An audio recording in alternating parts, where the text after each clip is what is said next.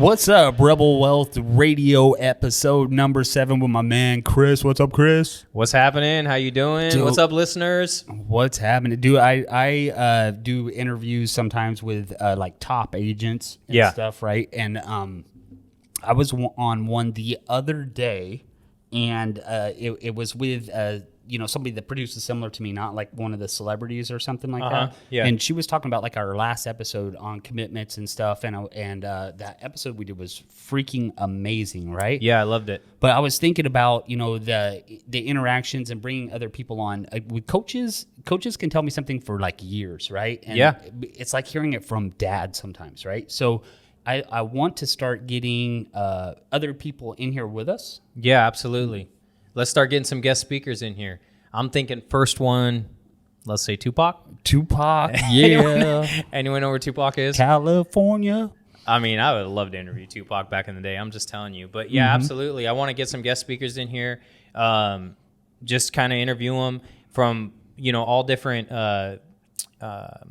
industries. Let's get some single moms in here, single dads, and interview them, see what their struggles are and what we can do or how they're making it or what they need, I just want to get people on and bring some value to the listeners. And so if you guys have out there watching, have any particular industry that you're looking at that you want to, we'll reach out. We've got a lot of connections between Steve and I that we can bring people on. So outside industry influence is like super important. Like I'm a lifetime learner. I travel the country listening to speakers and stuff, and it always shocks me when you get like I was at 10X and I got to hear John Travolta. Oh yeah, John Travolta. Do you get his cell phone number? We could shoot him a text. Face off. Right, but the John Travolta that I see on the big screen and the one that was sitting up there talking about his life, dude is sharp. He is a business brilliant mind. He has his own airport. People paid for that jet. That's crazy. Yeah, we're talking about how do we buy one? How do we buy a jet? We just need to get people to pay for it. Yeah, we're doing it wrong. Like, we're talking about how do we pay for it? Yeah, I need to figure out how to get someone else to pay for that jet for us. Oh my gosh, but I love learning from other industries because even like you can pick apart every successful business person, and a lot of it even translates to biblical, principles and everything. Like it all crosses, and there's something to learn from everybody. So like we can start bringing in people. I got a young kid in Orville that is a UFC fighter. Like, okay. I would love to interview him because that takes a certain kind of grit to get punched in the face a lot, right? Dude, it takes a lot of grit. Like I'm gonna intentionally get in this ring and let this dude punch me and kick me, and like that's it. Yeah, I'm possibly bite my ear off. Yeah, I'll do that in defense mode. I'm not going to intentionally walk into a ring but hey, I will curl up in a little ball on the ground with you. I'm not getting punched in my face because there's a good chance it might hurt. So there's a high probability of pain, right? And there's a high probability your nose will be on the side of your face. And I can't breathe like that. So, but I love to learn from people. Yeah, like no, that. absolutely. Like, what drives you? Because every industry, it's like, okay, you're where you are. You're the most successful in this industry, or you're very successful in this industry. What drives you? How do you get there? How do you overcome your obstacles? Because how you and I overcome obstacles in real estate, in mortgage. Like, how do you overcome obstacles? How do you stand outside of the ring as a UFC fighter and say, okay, I know this dude is about to start swinging on my face. And that could get you to be like, oh, that's an obstacle. Whoa, hold up. I'm not going to do that. How do you still step up into that ring and go, yeah, let's go toe to toe? And I guarantee we're going to find out if you talk to somebody like that they are thinking about the other person thinking about getting punched in the face. That, like your opponent absolutely has fear and things going on in their head. Yeah. Yeah. So let's start. We'll start in the next few episodes, probably bringing on some guest speakers and just kind of interviewing them and asking how they've, become successful in their industries and what they do to overcome obstacles. So you guys can kind of hear from, obviously different people, and it'll be fun. I think what I'd really like to do too, and this is probably going to get me in trouble. I'll probably be sleeping on the couch tonight, but I would like to get, Faith and Kelly in here too. Like, this isn't their jam, right? Their type of thing, but they're smart. Oh, absolutely. Like they're behind the scenes, like genius. And then we just are up here like two schmucks We're gonna take all the fun stuff. If you could just do all the give me all the ideas, and then we'll run with it. No, yeah, absolutely. We should get him on here. We should definitely get him on here. I don't know what kind of bribery you're going to have to do to get Kelly on here, but Kelly will always do it if it benefits the business, but it has to benefit, business or a goal. So what you're saying is I need to slide a hundo. We're just going to pay her. Well, maybe $100 is not enough for her. As a matter of fact, I don't think she gets out of bed for less than like 10 grand. No, but have you heard of Holy Cow Couture? No. Okay, so this is a purse company out of Lincoln that's like, nationally known, where Please tell me it's not like a cow design. It is a cow design, and like $600 purses, right? So like that's all it will take, and I'm sure I can get her on here. $600. I mean, that's cheap for your guys' income bracket. You're the one with all the money in my bags. Oh my God, I'm not buying $600 purses. Not even a little bit. I think honestly, I was thinking about that the other day. Actually, Faith and I were talking about that. Like, there's certain things that, like, I can afford to buy a lot of things, but I don't. Like, for me, when it comes to me, and I think about that. So maybe that's a question we ask every year. Is like, is there a lot of people like that? Like for me, if it's buying for her, I don't even think twice. No, whatever it is, that's fine. I'll do it. But like when it comes to for me, it's I'll be at Kohl's with my Kohl's. Kohl's is expensive. That's the expensive store, man. But for my birthday coming up, I wanted a new golf bag, and so we go down to Golf Galaxy, and it's like this golf bag was like $250. So about a minute an hour wages for Chris. Well, yeah, exactly. Like $250. Yeah. And I'm like, no, I can't do that. Like that's going to stay here. I'll get that next birthday. Right. And she's like, that's my birthday present to you. I'll buy it. I'm like, no. Please don't do that. Like that's $250. And then you think about, some of the other things that you buy and you spend money on. Like, we just took a vacation to Huntington Beach for a week, and $4,000 week vacation. Yeah. And it's nothing special. It's not like we flew to Hawaii. We freaking drove because we won't get on planes with all these liberal mask Nazis. Yep. So we're not getting on planes. Nobody's stabbing me with no needles, checking nothing. I'm not doing it. So we got in a car when we can afford to fly, and we got in a car and we got an Airbnb and, just spent the week right on the beach, and awesome. And $4,000, I don't even think twice about it. It's like boom, done, no problem. Had a great time, but I won't spend $250 on a golf bag. No, I get it. I don't. That's just not me. I think all of us that we're very protective of what we spend on ourselves. Like it's too much. We're not worth it or something. But when it comes to the wife or the kids, yeah, sure, whatever you want. Yeah, I don't know. It's a weird. I think they're like that too. I mean, I don't know if Kelly's like that, but exactly like that. But she's just like that. She's like, here's Kelly. Kelly just bought like a $250 pair of jeans, right? Yeah. Like, to her, that is insane. That's insane. But I wouldn't do that if I would just go naked if I had no clothes. But when we made 10 times less money, she would buy 4 pair of $25 jeans. Yeah. So what's the difference, really? Like, buy the jeans if you want the jeans. It's hard. Like if you think about, for me, it's like. I don't dress like I have money. I wear these. These are beautiful. These are like I get these. I think they're on subscription. I'm not even lying. I think every 3 months I get like cheap. 5 shirts and it's like $60, and I'm like, okay, they're just nothing to t-shirt. I don't even own a suit, dude. I could go out and buy an Armani suit. I don't own a suit. I probably should though, because if I'm gonna do so, but I'm not a dressy person. I never have been, dude. I buy my I wear shorts, the same shorts not the same pair, but I have the same style, and I have probably 50 pairs of them. I get them for $9 at Sam's Club, dude, and I love them. They're comfortable. They make me feel good, and so I think it just comes back to like what you spend your money on, and like it's like just because I can go out and spend $5-6 grand on a wardrobe, I don't do it. You don't have anybody to impress anymore. You've already impressed yourself, right? When I started in real estate, I was so worried about people thinking that I'm a professional. I suited up every single day. Every appointment was in a suit. and then you go on listing appointments and you're like, yeah, what? Why am I wearing this? Last $4 million home, I did a listing appointment in, and I was in boots and jeans. There you go. Nobody cares. No, they care about what you know. Yes. Yeah, absolutely. Mm-hmm. And I think about that. I sit with clients at my desk, and it's like, I used to be that way. I used to wear, if I have an appointment, dude, I got to change into like a button-up shirt. No, I don't, because it's what I know. And I understand the value I bring. And if I have to, wear a suit in order to earn somebody's business, then they don't really appreciate the knowledge I have. Like, I don't have to look that way, and so I've done my career in shorts and Nike shoes. It doesn't it's matter. funny when Amber, she always gave me crap about it. Like, you and your Nike shoes, like, like I'll wear dress slacks and then throw Nike shoes on. Like, that's just that's me. But it goes back to, kind of what's important, what you spend your money on. And, I think it's just like, it's not important for me to flash, I guess. You don't need it to feel good anymore. No. One of the guests that I had on one time is he's a celebrity agent out of Texas, Jay Kender. And I was in, I forget, maybe Arizona. What does that mean, a celebrity agent? Like, he's the go-to, like if I want to double my business today, that's who I call. Okay. Right? He's somebody that can tell you this is, at a high level, this is how you do it, right?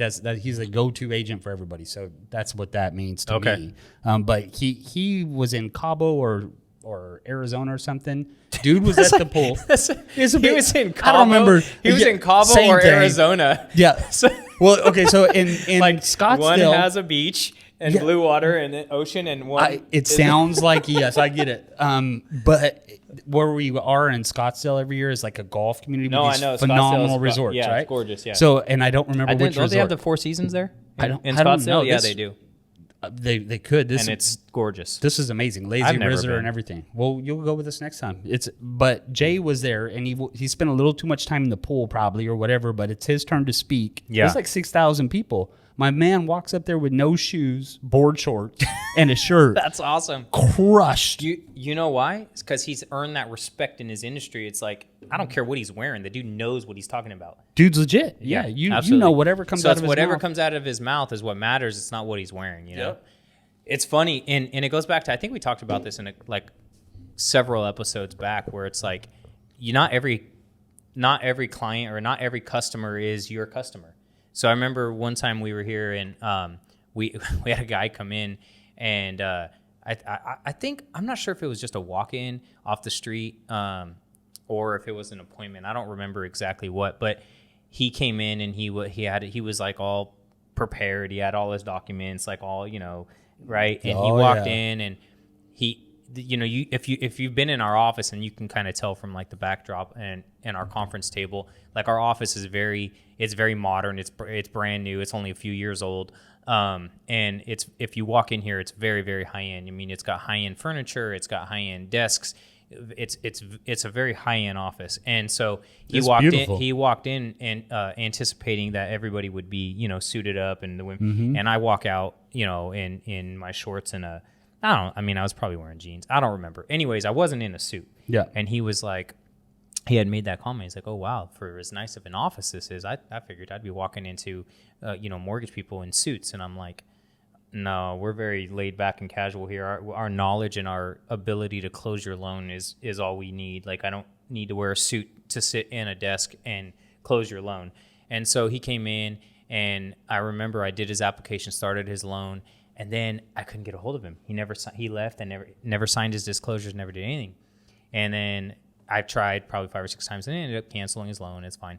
And I realized that mattered to him. Mm-hmm. That mattered to him that he thought that because we weren't wearing suits that we wouldn't be able to close his loan. And, it's like, it goes back to what I started this conversation about is, you're not my customer, dude. You're not like, nope. And that's okay. You're not my customer, because at the end of the day, I would have closed your loan and you would have had the same service that all my other customers got, whether I'm in a suit or not. Yep. And your loan would have got done. So it just goes back to, like, I love that what you said about that guy is, like, he walked up there and he's so confident and secure in who he is and what he brings to the table. He doesn't change for somebody else. And I think that that's huge. When you're confident in yourself, you have the security in knowing who you are, what you bring to the table, you just do you. Do you, be you, and guess what? Good things happen. And I think that's in relationships too. Like, we're always trying to get better, and we're always, like, needing to see areas that we can improve.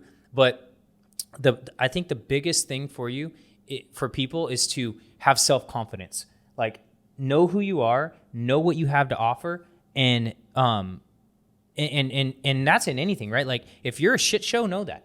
I'm a shit show and I need to grow. Yes. Like I'm a shit show and these are areas that I need to grow. People are speaking into my life and saying, hey, you suck here. Like, okay, well then take that and change that, right? Let's fix it. Yep, fix it. But when you're confident and you walk with that confidence, and I say that like we talked about it on the last episode on commitments, and like, you know, when I went through what I went through years ago, it took me a couple years, and I was always a confident person my whole life. Mm-hmm. Like I exuded confidence. I'm very outgoing. I'm very personal. Like that's always me. I've always had a lot of confidence, and my confidence was stripped from me when I saw how everybody retreated from me because of a decision I made in my life to go a different direction with my life, right? Yeah. So somehow that affected my confidence. Well, once I snapped out of that and I realized like, no, you don't get control over me like that. Now right. I'm back to walking in all of the confidence that I've always had. So I'm secure in who I am.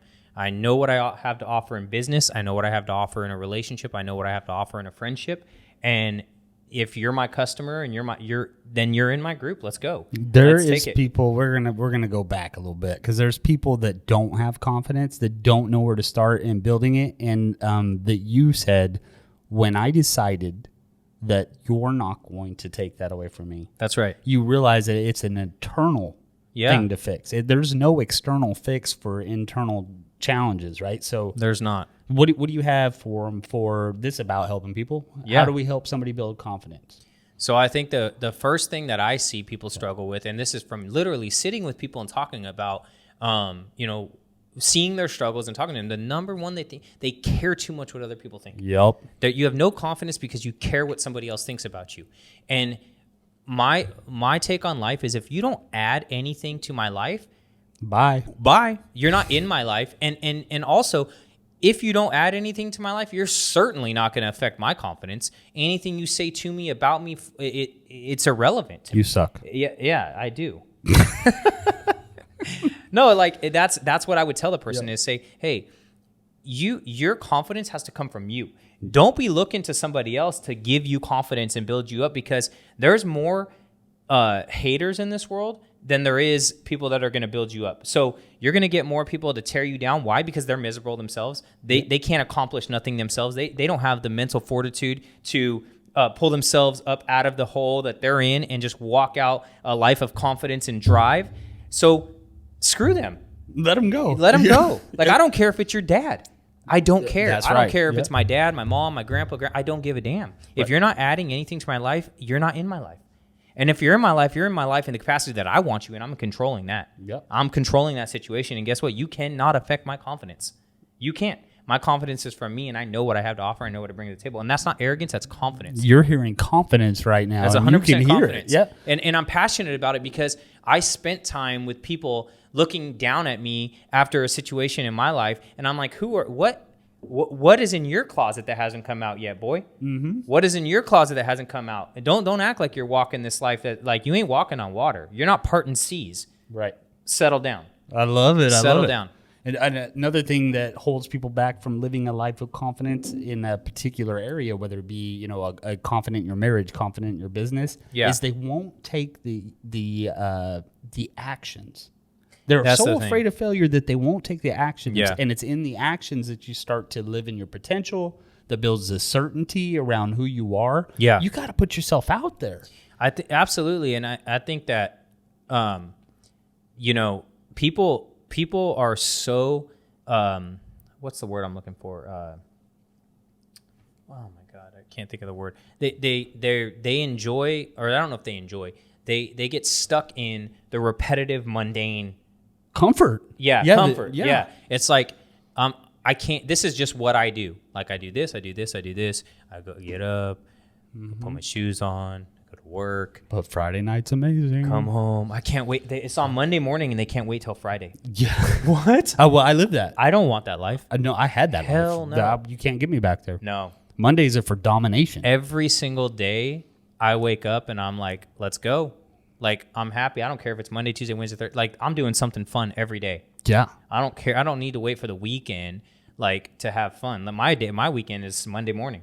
You know what I love about our partnership? This is the truth too. Like when you unpack my goal is to get here. Yeah. Like I'm involved. I'm like, well, I got to make sure I reach out. And that's the thing. Absolutely. Yep. It's like that's the accountability piece. Yep. Right. So in business and in life, just forget business. In life, you got to have somebody holding you accountable. My mentor, Craig, he tells me that's one thing that he brought to me recently. He's like, hey, how are you being held accountable, both in business and in your personal life? And I'm like, whoa, accountability. I don't like that word. Yeah. Like who's telling me something? Like I don't want, but then you start breaking it down and dissecting it. It's like, okay, like I want to be held accountable, because if I'm not held accountable, then I'm all over the place.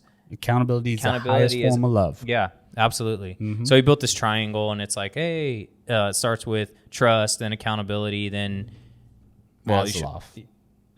trust, accountability. Oh my God. Why don't I bring the triangles in here before Well, we didn't know what we were going to talk about. So how could you prepare for that? But I can't, yeah. Anyhow, like that's the biggest thing is I could pull it up for you because it's do that. Let me see. He has it. Hierarchy. Is that how you say it? That's what it is. Check. Boom. That one? Nope, but that is that's not. It's only 4. I worked so hard on that. It's only 4. Yeah, this one's more. Oh wait. Okay. Well, we'll figure it out anyhow. Yeah. So just being I forgot what we were talking about now. I do too, but I got a lot of messages. So you go ahead and take care of this. I'm going to get back to people. Just kidding. No, but I do know what you're talking. You got to pass that on to Kelly. She's the one working. She's actually doing work right now while we play, but. It is. Accountability is the highest form of love. Everybody's so afraid of it, and it's the one thing that will get you there. I have so many accountability partners in every single area. I'm intentional. Like, in every area that I'm trying to grow that's going to move the needle towards the goal, I want somebody telling me, hey, you're dropping the ball. Absolutely. I want somebody to compete against. I like competing against somebody.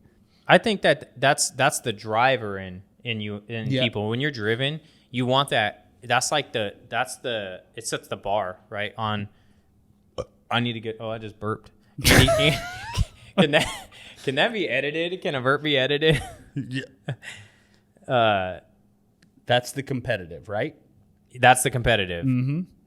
So in accountability, getting a coach sounds scary, or a partner or a wife or a spouse or anybody to actually just make sure that you're on track, somebody to compete against. I love to have somebody that I respect, that I aspire to be as an accountability coach, because it's somebody you won't want to let down.